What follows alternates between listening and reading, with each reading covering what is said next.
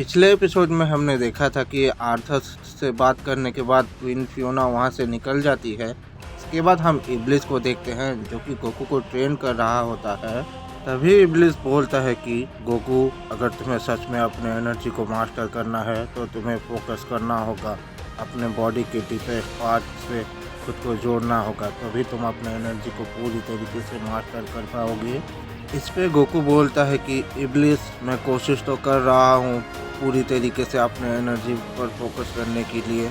इस पे इब्लिस बोलता है कि नहीं, अगर तुम ऐसे ही कोशिश करते रहोगे तो तुम अगर खुद को 1000 साल भी ट्रेन करोगे तब भी अपने एनर्जी पर पूरी तरीके से मास्टर नहीं कर पाओगे। तभी गोकू बोलता है कि इब्लिस, पर मैं कोशिश तो कर रहा हूँ। इस पे इब्लिस बोलता है कि नहीं गोकू, अगर तुम सच में अपने एनर्जी को मास्टर करना चाहते हो तो अपने माइंड को पूरी तरीके से एम्प्टी कर दो। मैं जानता हूँ कि तुम्हारे दिमाग में एक साथ बहुत सारी चीज़ें चलते रहते हैं। इसके बाद हम फियोना को देखते हैं जो कि एक अनजान जगह पे जाके बोलती है कि वक्त आ गया है कि तुम सब अपने काम को अंजाम दो। इसके बाद हम 4 अनजान शख्स को देखते हैं जो कि फियोना से बोलते हैं कि क्या वो प्रोफेसी सच होने का वक्त हो गया है। इस पर फियोना बोलती है कि हाँ, वो सेयन आ चुका है, प्रोफेसी सच होने का वक्त हो गया है। इस पर उनमें से एक बोलता है कि क्या वो ये कर पाएगा।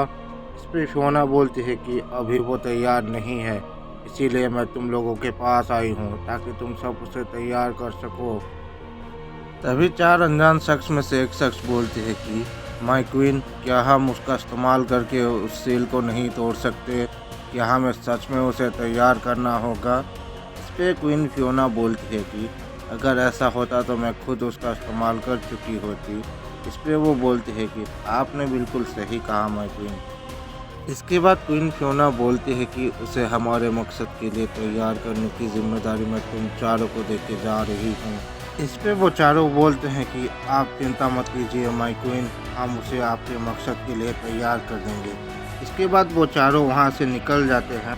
इसके बाद हम गोकू को देखते हैं जो कि इब्लिस से बात कर रहा होता है। तभी इब्लिस बोलता है कि गोकू, तुम अगर सच में हम सबकी मदद करना चाहते हो तो तुम्हें अपने ट्रेनिंग को सीरियसली करना होगा। तभी हम देखते हैं कि वो चारों शख्स वहाँ पे पहुँच जाते हैं और बोलते हैं कि हेलो लॉर्ड इब्लिस। उन चारों शख्स को देखकर गोकू इब्लिस से पूछता है कि इब्लिस, ये चारों कौन हैं? इस पे इब्लिस बोलता है कि गोकू, ये 5th स्ट्रॉन्गेस्ट के मेंबर्स हैं। तभी गोकू इब्लिस से पूछता है कि ये 5 स्ट्रॉन्गेस्ट आखिर हैं क्या, और तुमने मुझे इनके बारे में पहले तो नहीं बताया था इब्लिस। तभी इब्लिस बोलता है कि ये 5 स्ट्रॉन्गेस्ट क्वीन फियोना के इलाइट सोल्जर्स हैं। इनका काम है क्वीन फियोना और उनके किंगडम को प्रोटेक्ट करना। तभी उनमें से एक शख्स बोलता है कि लॉर्ड इब्लिस, आप हमें एक मौका दीजिए गोकू से अपना इंट्रोडक्शन करने का। तभी वो शख्स बोलता है कि मैं 2nd स्ट्रॉन्गेस्ट हूँ और मेरा नाम कोराग है। तभी दूसरी शख्स बोलती है कि मेरा नाम यूमी है और मैं 3rd स्ट्रॉन्गेस्ट हूँ। तभी तीसरा शख्स बोलता है कि मेरा नाम बोरस है और मैं 4th स्ट्रॉन्गेस्ट हूँ। तभी चौथा शख्स बोलता है कि मेरा नाम जेनोस है और मैं 5th स्ट्रॉन्गेस्ट हूँ। इसमें गोकू चौंकते हुए बोलता है कि तुम सब तो 4 हो, तो फिर तुम्हारा 1st स्ट्रॉन्गेस्ट कहाँ पर है?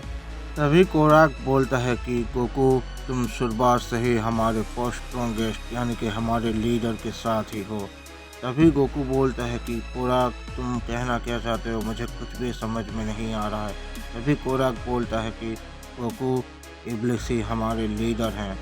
तभी गोकू बोलता है कि इब्लिस, तुम अगर इनके लीडर थे तो पहले तुमने मुझे इनके बारे में क्यों नहीं बताया? क्या तुम मुझे इनके ताकतों के बारे में बताओगे? इस पे इब्लिस बोलता है कि ठीक है गोकू, मैं तुम्हें इन चारों के ताकतों के बारे में बताता हूँ। कोराक एनर्जी मैनिपुलेशन कर सकता है, साथ ही साथ वो एनर्जी अटैक्स के पावर्स को मल्टीप्लाई कर सकता है। कम एनर्जी का इस्तेमाल करके उस एनर्जी के इम्पैक्ट को बहुत ही ज़्यादा बढ़ा सकता है। यूमी मैजिक का इस्तेमाल करती है।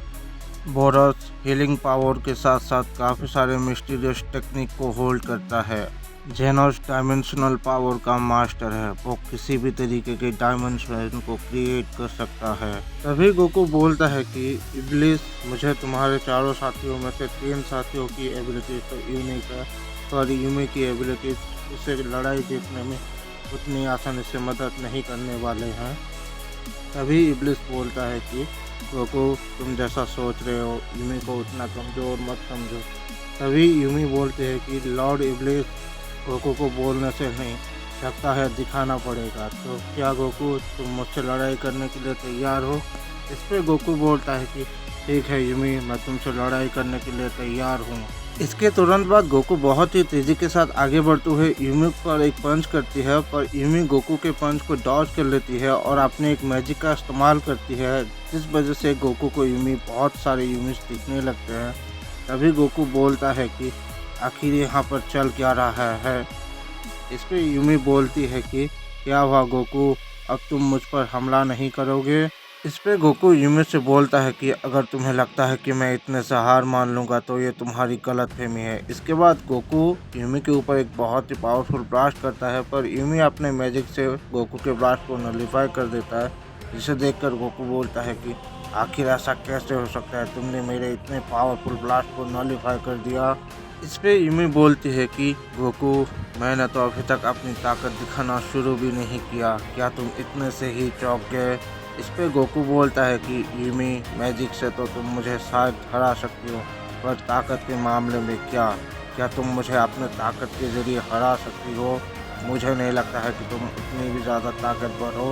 इस पे यूमी बोलती है कि ठीक है गोकू, अगर तुम्हें लगता है कि मैं सिर्फ मैजिक के मामले में ही ताकतवर हूँ, तो फिर अब मैं अपने मैजिक का इस्तेमाल नहीं करूँगी और मैं तुम्हें अपनी ताकत भी दिखाऊँगी। तुम मुझ पर जितना चाहे उतना हमला कर सकते हो।